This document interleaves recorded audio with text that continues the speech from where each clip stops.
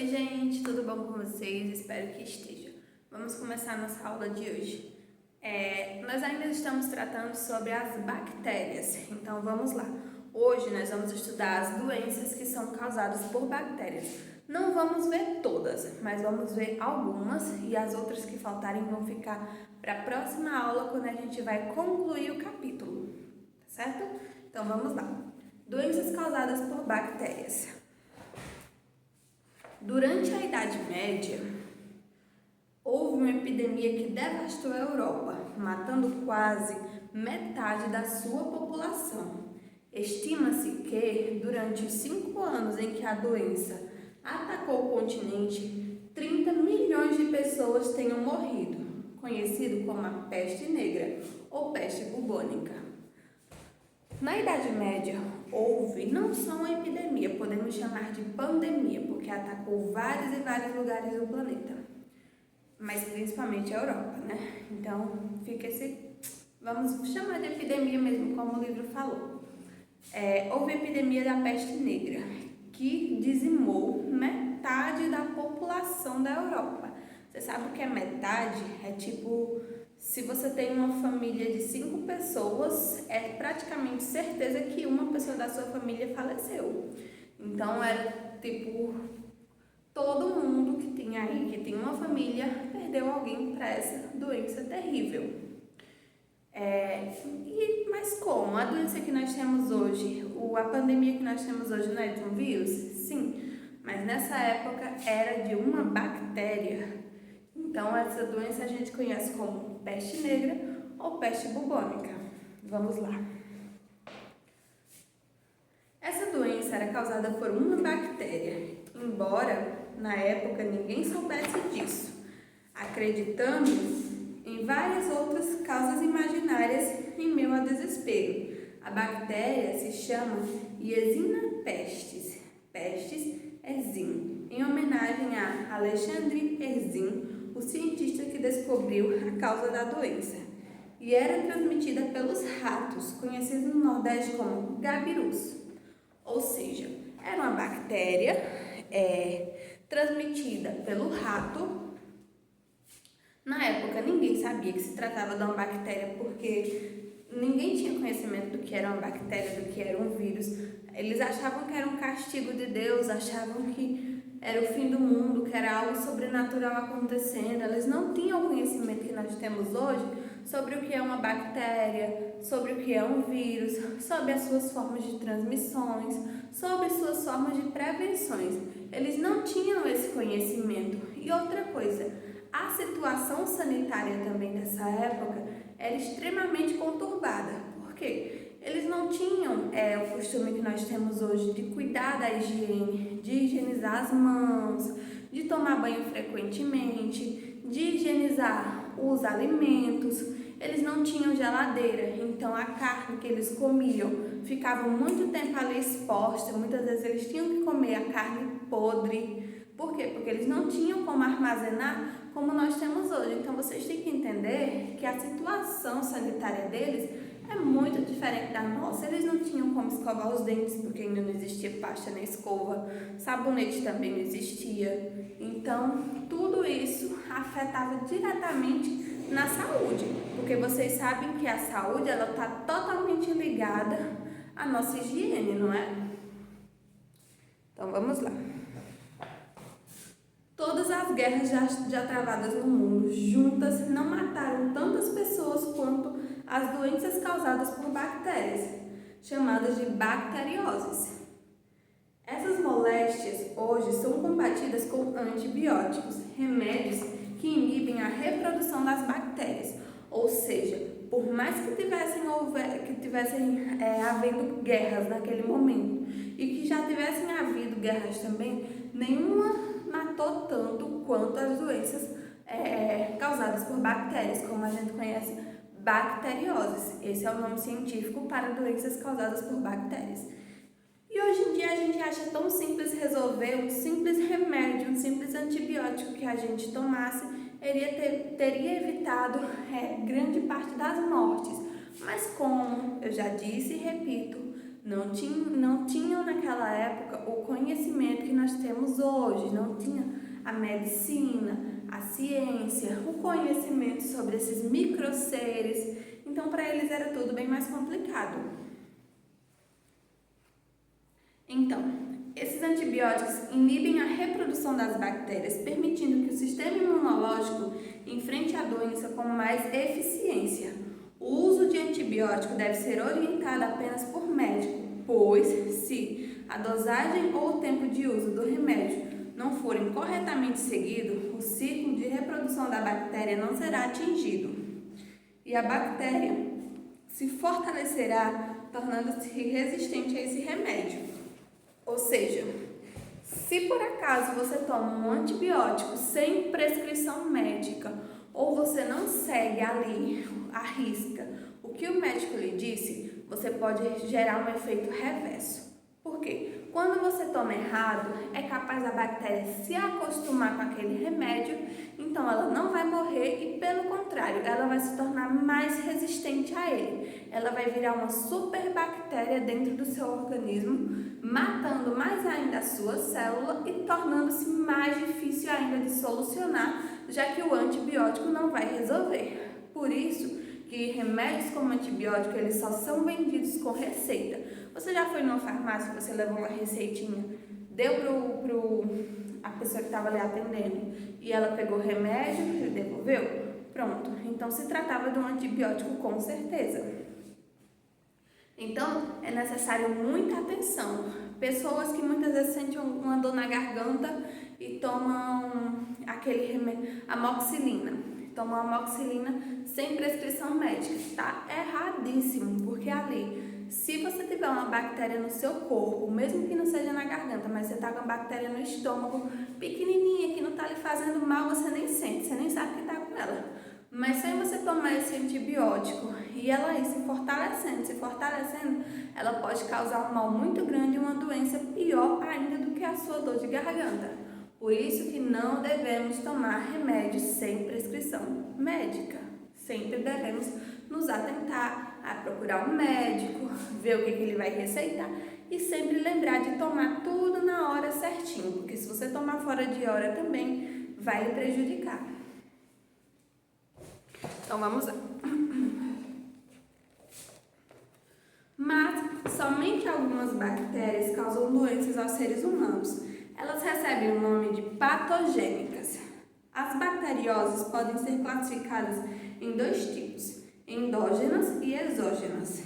As endógenas são causadas por bactérias que já vivem dentro de nós e só oferecem perigo quando há um desequilíbrio em nosso corpo, o que gera um aumento da quantidade de bactérias, a falha do sistema imunológico em controlá-las e o aparecimento das doenças. Já as bactérias exógenas são causadas por micro-organismos externos que apresentam em nosso corpo e se instalam, causando doenças. Ou seja, a endógena pode acontecer justamente com o exemplo que eu acabei de dar para vocês. Você toma um remédio porque você está com a dor da garganta, você está com aquela bactéria no estômago que nunca lhe fez mal, mas só em você tomar esse remédio e ele chegar no seu estômago, fortalecer aquela bactériazinha, aquilo ali pode lhe causar um mal enorme e pode lhe causar uma doença praticamente incontrolável. E já as exógenas, ela se trata do externo.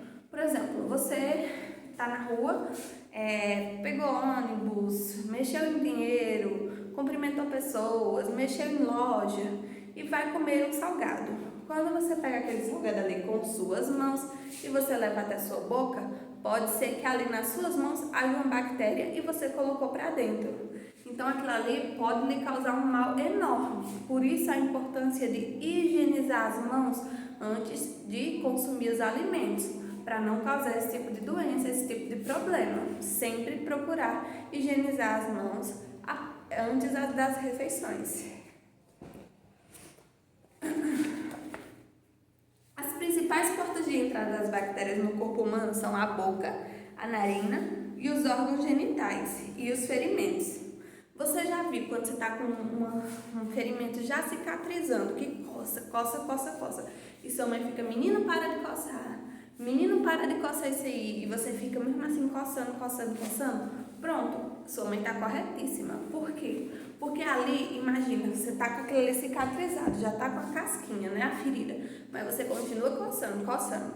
Aí vai, de repente, sangra. Se nas suas unhas, se nas suas mãos tiver alguma bactéria e você coçou até sangrar, essa bactéria ela vai entrar dentro do seu ferimento, dentro daquele sanguezinho que você viu e vai causar uma doença pior ainda. Teve pessoas que já chegaram a amputar uma parte do corpo só por conta de uma infecção bacteriana. Então, temos que ter cuidado. Sua mãe está corretíssima quando ela diz que não pode coçar o ferimento, né? Não é para colocar o dedo na ferida, não é para mexer, deixa cicatrizar, por mais que coce, não mexe, deixa, aguenta. A boca, por meio de alimentos, como eu já falei para vocês. O nariz, se você andando na rua também, você coça seu nariz. Sem ter lavado as mãos pode causar, e a partir dos órgãos genitais, como a gente já viu, já estudou também nos vírus, a partir de relações sem proteção, também pode haver essa contaminação e gerar doenças. Vamos lá. Cadê? Elas também podem ser transmitidas por vetores como pulgas e ratos. Más condições sanitárias, falta de informação e falta de recursos médicos também facilitam o aparecimento de doenças causadas por bactérias, o que explica a grande quantidade de bactérias em países de baixa qualidade de vida. A vacinação, o hábito de higiene, lavar as mãos, escovar os dentes e etc. É as medidas sanitárias que diminuem os riscos de contrair ou propagar essas bactérias. Vejamos algumas das principais bacteriosas que atacam o ser humano. Olha, como ele disse, países que não têm o desenvolvimento, eles estão mais propensos a ter surtos dessa doença. Por exemplo, a peste negra. Ela aconteceu há muito tempo atrás. Mas, de vez em quando, até hoje, encontram casos na África. Por quê? Porque lá é um país que tem uma parte que sofre com a pobreza, que sofre com a desigualdade social, com a falta de estrutura, a falta de saneamento básico, a falta de locais que propiciem a saúde, não tem hospitais. Então, de vez em quando, existe surtos da peste negra lá, por falta das condições de higiene e de cuidado com a saúde. Vamos ver aqui algumas doenças. Tuberculose.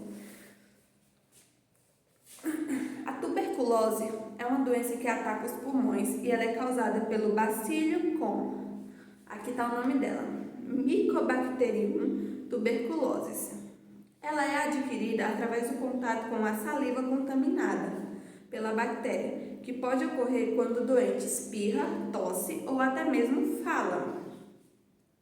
Como a bactéria pode sobreviver no ar durante horas, a infecção pode se dar mesmo na ausência da pessoa a ser contaminada. Após a infecção, caso a bactéria não seja eliminada pela defesa do nosso organismo, ela pode se espalhar para outras partes do corpo. No entanto, a infecção não indica que a pessoa desenvolverá a doença, pois o bacilo que permanece inativo por muito tempo, vindo a se manifestar apenas em casos de baixa resistência imunitária devido a estresse e doenças como AIDS e outros fatores. Ou seja, a tuberculose, ela é espalhada, ela é propagada por gotículas igual ao vírus. Você tossir, você espirrar, você falar, você libera aquelas bactérias no ar e pode passar alguém e simplesmente respirar aquela bactéria e levar ela para dentro do seu corpo. Mas isso não significa que propriamente você vai pegar a doença. Por quê? Pode ocorrer do seu sistema imunológico tá ok, ele vai matar essa bactéria, ela vai embora, não vai lhe causar nenhum mal. Mas, se você for uma pessoa que já tem um sistema imunológico fraco, que está passando por uma situação de estresse, que tem doenças que deixam o seu sistema imunológico imunodeficiente, que é o caso da AIDS, então você vai sim desenvolver com mais força essa doença. E, infelizmente, é uma doença muito complicada de encontrar a cura.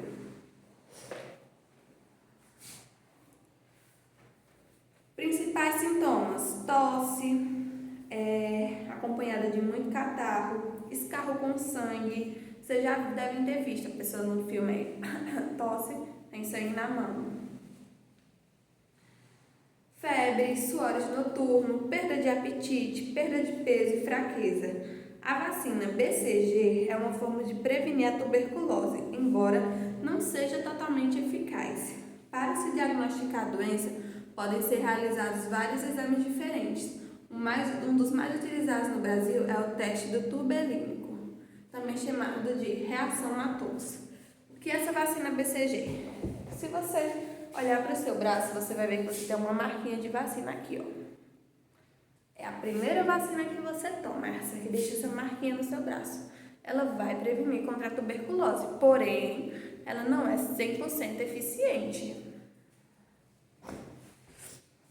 Pessoal, como a aula está muito comprida, eu vou deixar essas outras para a próxima aula, terminar essas outras doenças.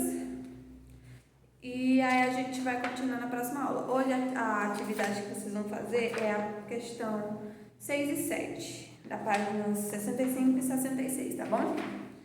Atividade de casa de vocês, essas duas questões. Quando eu terminar as doenças, a gente vai fazer essa atividade toda que ainda falta.